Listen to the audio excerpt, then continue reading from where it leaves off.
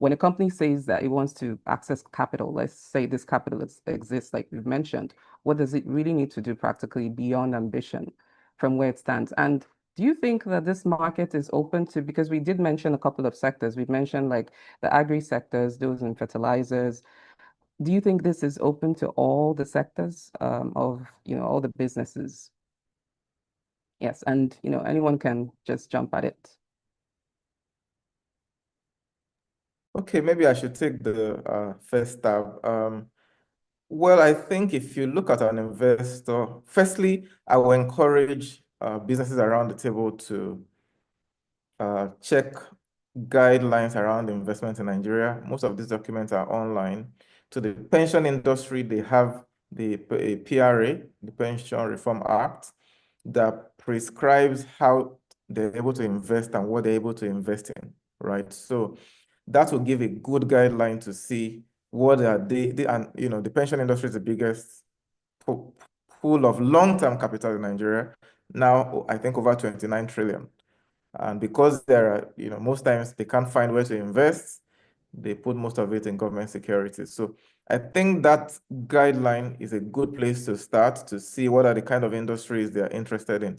So at the NSI, we invest across sectors from health to agri to sustainable farming to energy, across board, right? So I think what most businesses need to ask themselves, are you in the right sector? And is the sector attractive? Are there significant opportunities in that space? And, I use Dangote again as an example. What he has essentially capitalized is to find a specific area where he has helped the country to reverse dependence on imports. And we can see the impact that has on our currency stability. So yeah, I think it is basically looking at all the different opportunities. Now, from our own view, what are core priority sectors? And I see some of the comments on the chat box. Energy is critical. And one of the things we have seen very recently is the fact that whether you like it or not, Nigeria is progressively moving towards decentralized, renewable source of energy, particularly for residential users, right? So the opportunity in that space will continue to grow. So if you look at the housing space, everybody needs somewhere to put their heads, right? You can see what's happening in Lagos in terms of inflation in rental fees and across the country. And that is driven by inflation in the demand for building materials. And one of the key drivers of that is the fact that the government started to use cement for building highways, right? So now we're having concrete roads. So you see, there are opportunities across these various sectors, particularly in energy, and especially in renewable energy. NSI particularly, we produce some of the solar panels locally. We are looking at glass manufacturing projects because you need glass as one of the inputs for making solar panels. So from a domesticating the production point of view, that is an area we look at. So I think essentially you just need to look across the value chain, because I know people on this call are in different sectors. Study the statistics, look at the demand, and look at the direction of the economy, pay attention to government policies, and that gives you an indication of the opportunity that that is in front of you. And I'll give a practical example. If, and I believe we're also in the news, that the presidency has gone off grid, it gives you a signal of the kind of opportunity that exists in that space. I'll stop there. Thank you, Ibrahim. So, Daniel or Samuel, you want to chime in to add your thoughts on the question on what companies need to do beyond ambition or intention? Okay, happy to take a stab at it. Thank you. And again, so there's different companies out there, right? There are those with great track record and who've been borrowing and really aren't in need of a lot of advisory and assistance. And then there are a lot of people just trying to kind of start out. And so they have great ideas, but maybe they've never borrowed before. I'm not always sure which audience we're speaking to, but for a lot of companies in Nigeria, for a lot of people trying to do projects, whether it's a water project or a solar project, they've never actually owned and operated that type of asset before. They've planned it, they've done their research, their studies look fine, but they have not actually earned revenue from selling solar power or doing water services or running an agro manufacturing plant. And so the hurdle is so much higher to prove that you actually have the capability. It's not just what's in the book, right? So it helps if you've worked in the industry. It helps if you've been at least an EPC contractor. If you've at least built this thing for someone else, then we know that that's not a risk we have to worry about. You can actually do it at a lower cost than if you had to outsource the EPC to somebody else. And the other piece is, again, there are also another class of companies who've only done EPC. They've never actually owned and operated.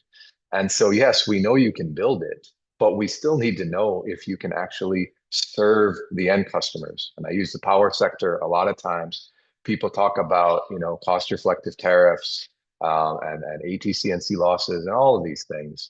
And really, it's just, do you have happy end customers? If you have happy end customers, then they're going to sing your praises, right? So I'm not worried about whether a customer will pay their electricity bill.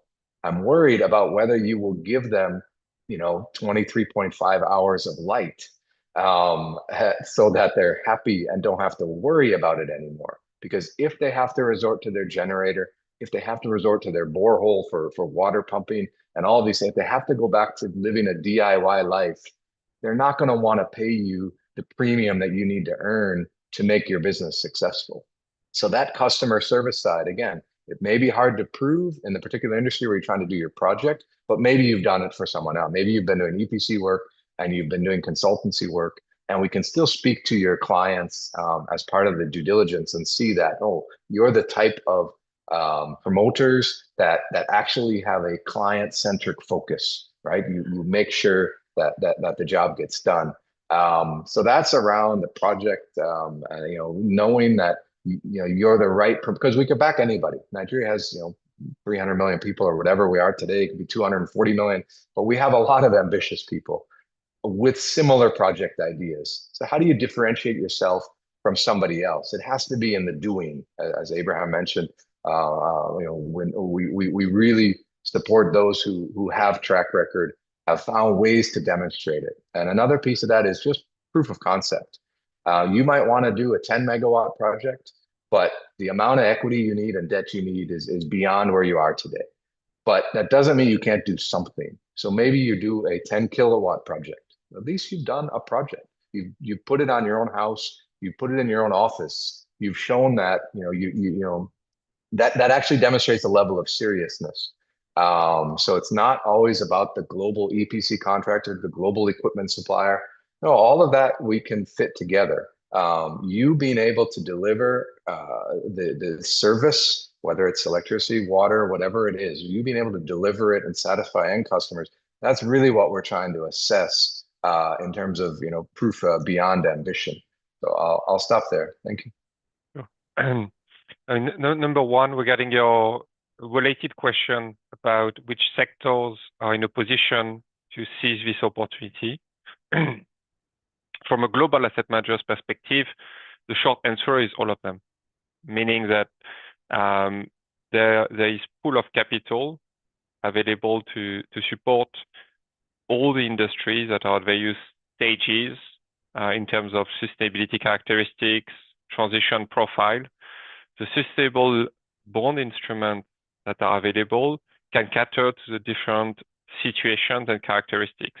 So historically, the market was dominated by use of proceeds bonds, meaning that issuers needed to have sustainable eligible expenses, such as green capex, typically. But with the development of sustainability-linked bonds, essentially issuers can utilize an instrument where there is no attachment, no association with the capex. So very quickly, the sustainability-linked bond instrument implies that there is a change in the financing condition, typically a coupon step up, if an issuer doesn't meet a sustainability target. So that means in practice that sectors that had lower green capex, including some of the hard to abate, high emitting industries, can utilize this instrument if they are not able to issue a use of proceeds instrument such as a green bond. So that's the first important point. And then related to what companies need to demonstrate in terms of ambition, I would like to give a bit of context regarding our framework that might be helpful to this audience. So we have a systematic firm-wide ESG evaluation of all issuers across asset classes, meaning in practice that we assess their exposure to sustainability risk and their strategy to manage this risk based on this proprietary ESG rating that is industry specific, that assesses not only where issuers stand, but also their trajectory. So there is a forward-looking element, which is important, for example, for utilities that may have a high carbon intensity as of now, but may have a sound transition plan to move towards low carbon sources of energy, such as renewable energy. In addition to that, we also have a label bond framework where we assess the ESG characteristics of label bonds and their quality, and we score them in the same way as we do at issuer level, based on 3 elements. The first one is the analysis of the extent to which the sustainability objectives of the bond is aligned with the broader strategy of the issuer, so that the bond is seen as a tool to support, advance this broader strategy. The second is for the evidence of net positive sustainability outcomes of the projects that are being funded. So whether there is a sort of impact evidence in support of it. And then the third one is the assessment of the transparency of the issuer. So whether the reporting is aligned with recognized international guidance and frameworks, such as the International Capital Market Association impact reporting guidance and the corresponding principle, and whether there are also any controversies and how these controversies are being addressed.